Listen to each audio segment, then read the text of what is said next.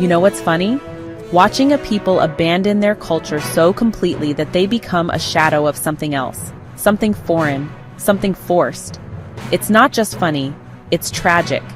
And it's exactly what Kobina Sekyi wrote about in the Blinkards and the Anglo-Fanti.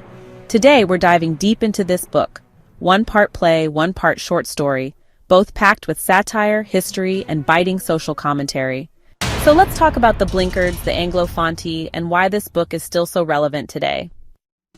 Kobina Sekyi's book gives us two distinct yet connected stories. The Blinkards is a satirical play that exposes the ridiculousness of blind cultural assimilation.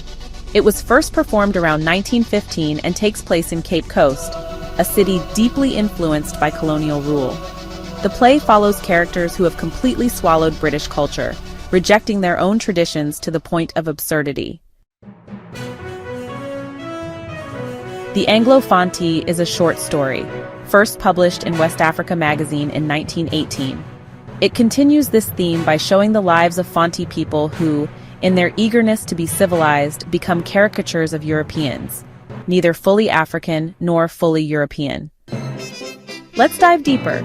But first, you ever met someone who tries so hard to be foreign that it's just painful to watch? You know the type. Forces a British accent after 1 week in London, eats with a fork and knife even when it's foo-foo, and wears a full three-piece suit under the blazing sun? Well, if that person lived in early 1900s Cape Coast, they'd fit perfectly into The Blinkards by Kobina Sekyi, a play that is part comedy, part tragedy, and full-on social commentary. Let's talk about The Blinkards, a hilarious yet thought-provoking story of cultural confusion, misguided aspirations, and some very questionable life choices. So grab your roasted plantain, your English breakfast, and let's dive in. Our main character, Mrs. Borafosum, is the kind of woman who wakes up every morning and prays, "Dear Lord, please don't let me act like an African today." She is the walking, talking definition of overdoing it. She eats only European food, but deep down, you just know she dreams of hot roasted plantain at night. She dresses in a full-on Victorian gown, frock, boots, umbrella, and even a lorgnette, because regular glasses are too basic for her. She speaks English with an accent so forced even the British would be confused. And if that wasn't enough, she has a husband, Mr. Borafosum, who just wants peace. But nope, she's forcing him to smoke cigars, abandon his local food, and basically become a proper European gentleman. In Cape Coast, in the 1900s. Enter Mr. Seba, a cocoa farmer. Now this man made one terrible mistake. He decided that his daughter, Miss Seba, needed to become just like Mrs. Borafosum, so he hands her over for training in proper English manners. And Mrs. Borafosum? Oh, she was too excited. Finally, someone to pass down her wisdom to. Miss Seba quickly transforms into a first-class Borafosum in training. No more local food, no more Fanti language, no more common sense. And then, of course, love enters the chat. Miss Seba meets a young man, Okadu, who sees her and thinks this is the one. But how does he impress her? By getting a job with Mr. Onyemza, a lawyer who, ironically, is one of the few people in this story who actually has a balanced view on culture. He keeps the European aspects that are useful, like the lawyer's wig, but ditches the nonsense. So, Miss Seba and Okadu fall madly in love, not because they know each other, but because they read about people falling in love in an English novel. They don't tell their families, don't follow tradition, nope. They just get engaged at a garden party because, well, that's how the English do it. Mr. Seba hears about the engagement and rightfully loses his mind. But Mrs. Borafosum calms him down with this golden logic. Oh, don't worry. It's the European way for the bridegroom's father to buy the wedding clothes. And poor Mr. Seba, he actually believes it. Meanwhile, his wife, Nasampa, is having none of this foolishness. She insults Okadu so much that she literally has a heart attack and dies. Yes, the foolishness in this play is deadly. Then, Nana Katawerwa, Miss Seba's grandmother, hears about all this and says, absolutely not. She storms into the chapel on the wedding day and shuts the whole thing down. Now this is where things get really funny. After the wedding is ruined, Nana Katawerwa refuses to let Miss Siba move in with Okadu. Instead, Miss Siba is later married off to another man, properly this time according to traditional customs. Okadu, in his Europeanized rage, calls for their arrest. Because in his mind, surely the law must be on my side. After all, we did things the European way. But when the case goes to court, surprise! Nana Katawerwa and Miss Siba win under native law. Because at the end of the day, tradition still matters.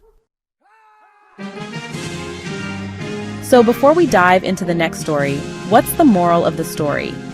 It's not that modernization is bad. It's not that learning English or dressing well is wrong. It's that blindly following another culture, without understanding, without balance, leads to confusion, lost identity, and, well, heart attacks at weddings. Even today, we see this all the time. People who can't speak their native language but force an English accent. People in three-piece suits in 35-degree heat. People who think being civilized means abandoning their roots. But there's hope. More people are reconnecting with their culture. More people are embracing their identities. It's a slow process, but we're getting there. And that's why The Blinkards is still one of the funniest and most important plays ever written. Have you ever met a real-life Borofosem? What do you think about this play? Let's talk in the comments.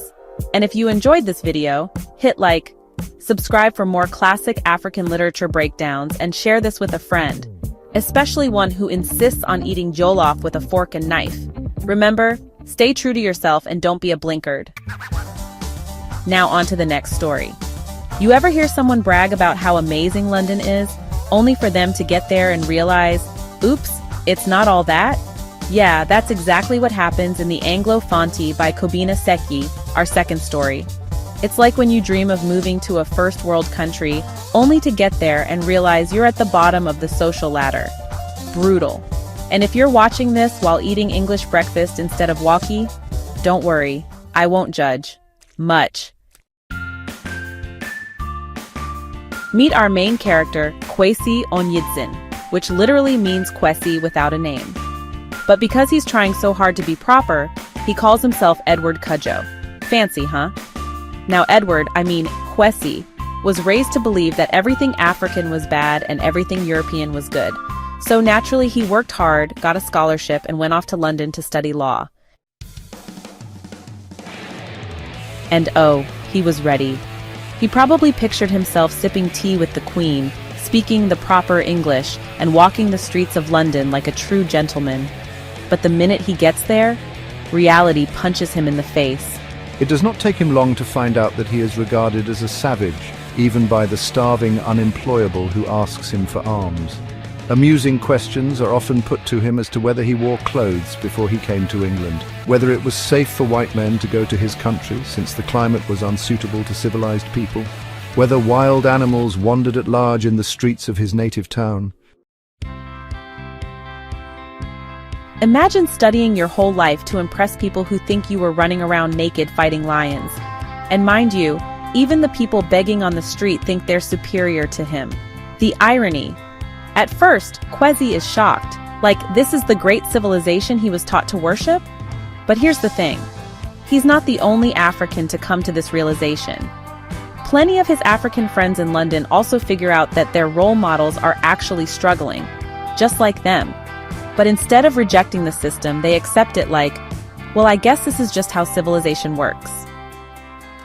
But if his friends, even those who had been similarly disillusioned, have begun to accept certain disconcerting matters as incidental to civilization, and instead of arguing from the unpleasantness of such incidents to the inherent unwholesomeness of that to which they are incidental, they conclude somewhat perversely that whoever cannot explain away such unpleasantness is not civilized.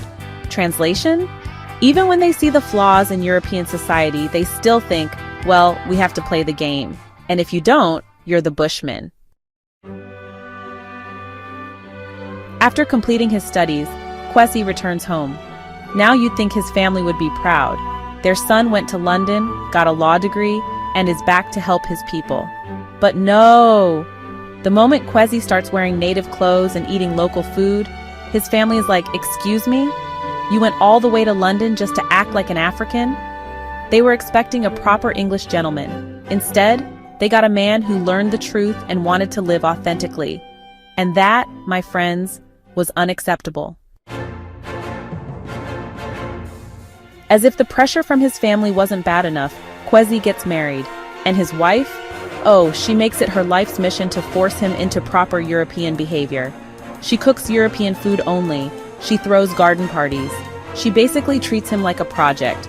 I will make you a civilized man whether you like it or not. And poor Kwesi? He tries. He really does. But the pressure gets to him. He works harder and harder, trying to please everyone, until eventually Kwesi finally breaks. Because this is the real tragedy of the story. You can pretend all you want, but living a life that isn't yours will destroy you. Kwesi tried to live up to everyone's expectations, but instead of making him happy, it drained him. Because deep down he knew the truth. No matter what he did, he would never be fully accepted by the Europeans. And if he abandoned his own culture, he wouldn't belong anywhere. So what do we learn from the Anglo-Fanti? That blind imitation of another culture is dangerous.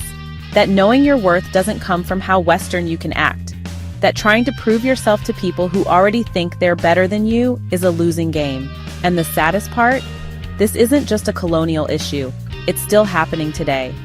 People go abroad expecting paradise, only to realize they're still seen as outsiders. People at home worship the West, even when the West doesn't value them back. But there's hope. More and more people are realizing that you don't need to erase your identity to be civilized. Being educated doesn't mean abandoning your roots. And if we can learn anything from Kwesi Onyidzin's story, it's this. You don't need to be Western to be worthy. You just need to be you. Next, we'll talk about what it all means and find out who was Kobina Sekyi. But first, have you ever felt pressure to act Western to be accepted? Do you know anyone like Kwesi? Let's talk in the comments. And if you liked this breakdown, hit like, subscribe for more classic African literature discussions, and share this with a friend, especially that one friend who insists on using a British accent after 1 week in London. Remember, don't let anyone make you feel like a savage in your own home. Cape Coast, the setting of both stories, was the first place in Ghana to come under colonial rule. It was a major seaport, the first capital before Accra, and home to many forts and castles used in the transatlantic slave trade. This historical context is crucial because it explains why the people of Cape Coast were among the first to become heavily anglicized. Even today, Fanti people mix English words into their language so much that a full sentence without English words is rare. Names were also changed. Kumsin, Blankson, Mensen, names that sound English but are African adaptations. The issue of cultural invasion is one that has taken the world by storm, especially in these days of globalization. Should there be a universal Earth culture? And who would determine what should be in such a culture? Or should each country keep its culture? Are other cultures at a threat from European culture? These are questions we need to ask. Culture is something you are born into. It grows with you. Yet there are people who were born outside of it or alien to it, like V.S. Naipaul, who after spending a day or two in one's country will describe it as backward. Sekyi, being from this very society, used his writing to criticize this blind cultural mimicry. So who was Kobina Sekyi? Why did he, an educated elite, someone who studied in England, turn against the very cultural shift that many saw as progress? He was born in 1892 in Cape Coast, the grandson of Chief Kofi Sekyi. Like many others from his background, he was raised to believe that European culture was superior to African traditions. He attended Mfantsipim, the oldest senior secondary school in Ghana, and later went to the University of London to study English literature. But something changed. A Nigerian classmate convinced him to switch to philosophy. Then, in 1915, while traveling back to England to study law, his ship, the SS Falaba, was torpedoed by a German U-boat. He survived, but in a lifeboat, a white man yelled at him, "Get out! A black man has no right to live when whites are drowning." That moment stayed with him forever. The illusion of European superiority shattered. He went on to qualify as a barrister and earned an MA in philosophy in 1918, but his perspective on colonialism, culture, and identity had completely changed. This book is brilliant, but it's also painful. Reading it makes you laugh at the absurdity of the characters, but it also forces you to think, how much of our identity have we lost? How much of our culture have we abandoned just to be modern or civilized? Sekyi wasn't just telling a story, he was holding up a mirror. Even today, the struggle between tradition and modernity is real. In Africa, in the diaspora, in every culture that's ever been colonized. The question remains, how do we modernize without losing who we are? And that's what makes the Blinkards and the Anglo-Fanti worth reading.